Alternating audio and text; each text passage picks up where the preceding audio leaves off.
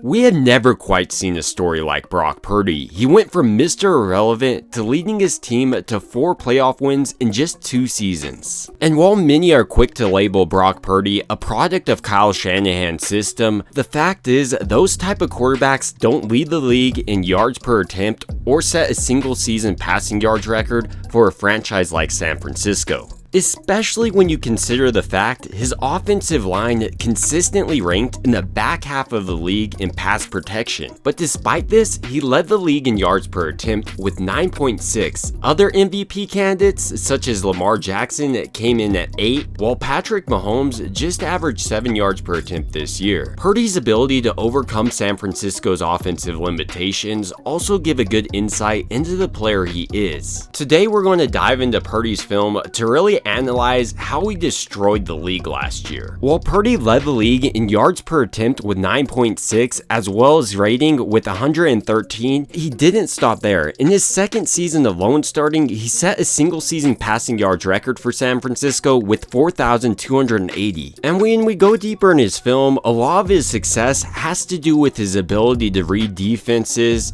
his anticipation, as well as his under-radar athleticism. One of the biggest things you have to identify as a quarterback is what coverage a defense is playing, and on this play, Purdy does an excellent job of first identifying no blitzes coming from this extremely aggressive Tampa Bay defense, and then does an excellent job with his eyes directing the coverage towards the top of the screen before finding Brandon Ayuk with perfect anticipation coming out of his route. But defenses know if you routinely don't bring the blitz against Brock Purdy, he will find the open man, and it's going to be a long day for your defense. On this play pre-snap, Brock Purdy identifies the linebacker potentially coming on the blitz, so he understands that he has man coverage with one safety help over the top. Then once this safety does jump on top to help the streak pattern, Purdy identifies his open man in Chris Conley, who absolutely cooked this guy. In a similar way on this play, it looks like Kansas City is blitzing, but post-snap, you can see this linebacker drop off, which changes this entire read for Purdy. But he identifies the man coverage the Chiefs are running and then finds Juwan Jennings on 3rd and 5. What sets Purdy apart from many other young quarterbacks is his ability to read the defense post-snap.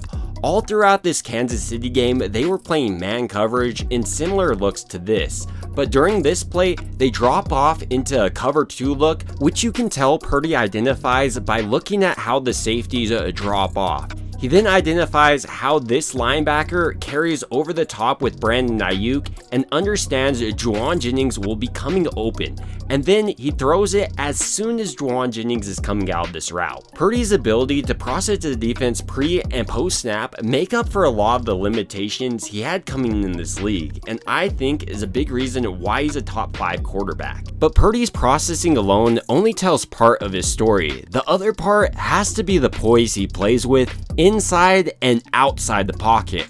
On this play, for instance, Purdy is going to be absolutely smacked by this defensive lineman, but rather than trying to spin out of the pocket like we see many young quarterbacks do, he stays planted firm and finds Juwan Jennings for a massive gain. Or we can see on this play how Purdy does enough to buy time to allow George Kittle's route to develop. He still gets hit on this play as well, but like I've mentioned before, Purdy doesn't care if he gets hit, he more so cares if he makes the play. Purdy's ability to deliver under pressure is a big reason why San Francisco was able to find success despite having an offensive line that ranked in the back half of the league in pass protection. On a play like this, for instance, Brock Purdy sees the defensive lineman barreling down on him, but rather than taking the sack or throwing the ball away, he does an excellent job of finding Deebo Samuel coming across the middle. He also has to hold on to this a little bit longer to allow this route to develop, which is excellently timed by him.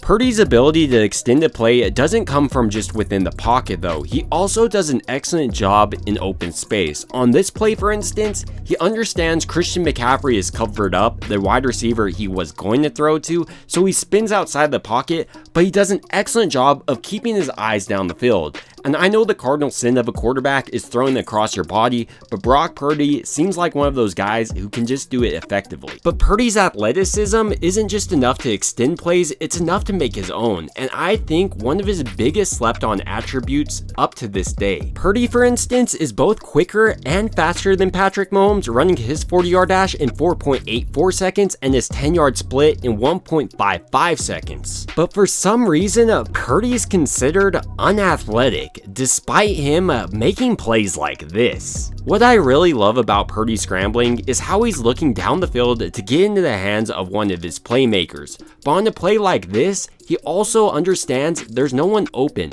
so he just does a smart thing, takes off and runs with it. Yard play? Perhaps there's no better play to illustrate Purdy's processing and his ability to put stress on the defense with his legs than this pass to George Kittle. First, he goes through 3 or 4 different wide receiver reads before finding George Kittle. He then understands by stepping up in the pocket, that'll put enough pressure on the defense to have one of those linebackers freeze a little bit, and then he puts a perfectly placed pass to George Kittle in only the spot he can grab it. And while Brock Purdy has been able to prove a lot of his haters wrong, the biggest thing he had to prove going into this season was his ability to throw it deep, especially considering he was coming back from a UCL tear. But surprisingly to many, despite his UCL tear, Purdy actually improved his deep ball accuracy and strength during his second year. Take this play for instance, where Purdy is able to somehow get outside of the pocket, rolling out to his left side, and then with a flick of the wrist, find Brandon Ayuk deep down the field. Or on this play, Brock Purdy does an excellent job of demonstrating he has enough strength to get it to George Kittle on a corner route despite him being on the opposite hash. So while Brock Purdy will most likely still have a ton of haters, the fact is during the season he showed an ability to not just be a player within San Francisco's offense,